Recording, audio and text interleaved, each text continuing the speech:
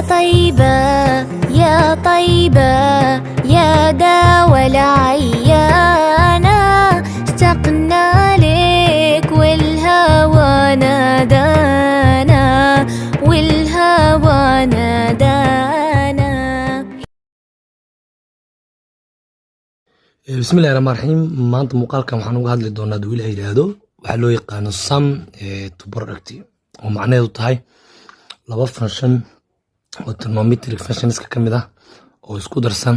ama kala jaran sidee loogu bedelaa laba function oo isku dhacsan sidee loogu bedelaa dabcan qaacidooyinka sum to product ilaa iyo 4 ayaan halkan kusoo gudbin doonaa dawil ay yiraahdo midkood waxa waaye laba saan oo isku daran ama laba saan oo kala jaran laba kos oo isku daran ama laba kos oo kala jaran dabcan hadii laba saan isku daran yihiin waxa la yiraahdaa productkooda wuxuu noqonayaa 2 sin cos ayuu noqonayaa sin kana angle-kiisu wuxuu noqon doonaa labada angle ee labada saan isku darsanay ee wateen oo la isku daro laba loo qaybiyo halka cos oo kan dambe ahna angle-kiisu wuxuu noqonayaa labadii angle ee labadii function la isku daray ee wateen oo la kala jaray oo laba loo qaybiyo marka waxa dhaynaa marka sin plus sin mar walba waxay noqotaa 2 sin cos ay noqotaa mar walba angle-ka wuxuu noqonayaa kan hore angalada ay wataan oo la isku daro laba loo qaybiyo kan dambana wuxuu noqonayaa angalada ay istaan oo kala jar oo laba loo qaybiyo hadii labada sin ay kala jaran yihiin waxay noqonaysaa qaabku wuxuu noqonayaa 2 cos sin equal 2 sin cos oo asama markay isku darnaan markay kala jaran yihiin waxay noqonayaa 2 cos sin oo macnaheedu taa maanta cos soo hormartay that means angle-ka waxay qaadan doontaa labada angle oo la isku daro laba loo qaybiyo cos qaadanay sin angle-ka wuxuu noqonayaa labada angle oo la kala jaray oo laba loo qaybiyo qaybtaas waa sin cos markii la joogo iyadana hadii laba cos isku darsan yihiin waxay noqdaan la yiraahdaa 2 cos cos hadii laba cos kala jaran yihiin waxay noqdaan minus 2 sin sin oo macnaheedu taa mar walba function-ka hore angle-kiisu wuxuu noqonayaa labada angle ee labada function ee isku darsan ama kala jarnay wataan oo la isku daray oo laba loo qaybiyay kadibna wuxuu qaadanayaa labada angle ee wataan labada function oo la kala jaray ama la isku daray oo la kala gooyay oo laba loo qaybiyay marka meesha waxa ka muuqda marka cos plus cos inay la mid tahay 2 cos cos sidoo kale cos minus cosna ayadana waxay la mid noqonaysaa minus 2 sin sin marka cos laga jaro cos waxay ka duwan tahay kuwan oo idil waxay ka duwan tahay kuwan laba ayaa ku dhacsanado balance laakiin laba cos markii kala jariin oo product rabin loo bedelo minus 2 ayaa la leeyahay kadib waxay noqonaysaa sin sin oo macnaheedu tahay sin kor angle-kiisu wuxuu noqonayaa labada angle oo la isku daro laba loo qaybiyo kan dambana wuxuu noqonayaa labada angle oo la kala jaray oo laba loo qaybiyay waayahay example-ka 17aad chapter-ka koowaad waxaana la leeyahay right qora maxaa la qorayaa waxaa la qorayaa dabcan sin 2 theta minus sin 4 theta waxaa loo qorayaa as product isku dhufashada ama taranta waxa qoraysaa la yiri 2 functions laba function dabcan waxaa haysanaa maanta waa laba function oo kala jaran waxaan la rabaa in loo bedelo laba function isku dhacsan in loo bedelo la rabaa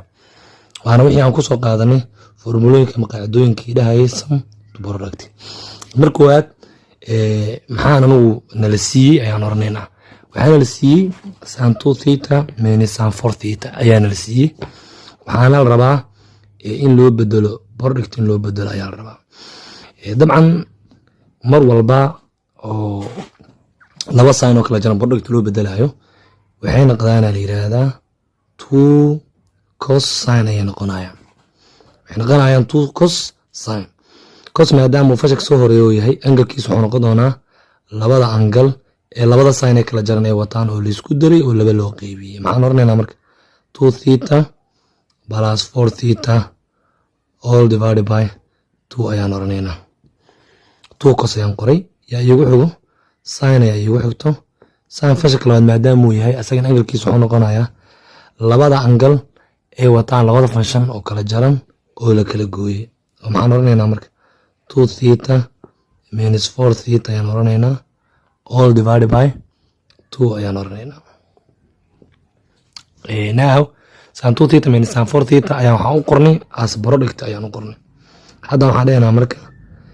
resultiga ama jawaabtu waxay noqon doontaa laba sideed ayay noo ahaanaysaa cos oo function keena aana sidiisa ayuu noo ahaanaya hadda waxaan dhahaynaa 2 theta 4 theta ku dar waxay noqonaysaa 6 theta 6 theta markii laba loo qaybiyana waxaa soo baxayo 3 theta ayaa soo baxayso 3 theta sidoo kale sin oo function ka ah asagana waxaan dhahaynaa sidiisa lagu soo celiyo 2 theta markii 4 theta laga jaro waxaa dabcan noo soo bixi doonto minus 2 theta minus 2 theta markii laba loo qaybiyana laba ayaa isla baxayo waxa soo harayo minus theta ayaa iyadana soo harayso dabcan trigonometric functionsku waxa loo qaybiyaa kuwana waa dhaban kuwana waa kisi kuwa dhabanka angalkooda domains qaato minuskaas waa la iska tuuri karaa laakiin kuwa kisiga do angalkooda minus qaato minuskaas horgal ayuu noqonayaa sin marka waxay kamid tahay kuwa odka ama kisiga ayay kamid tahay maadaama angalkooda minus qaato minuskan hore ayuu kusoo dhici doonaa marka waxay noqonaysaa jawaabteena minus 2 cos 3 theta sin theta ayay noqon doontaa oo thetadii minuskii wadatintuu aaday horgal ayuu noqday sababta horgal loogu dhigana wax kale maahan function sin ayaa wuxuu yahay od ama waa kisi يا طيبة يا طيبة يا داوى العيانة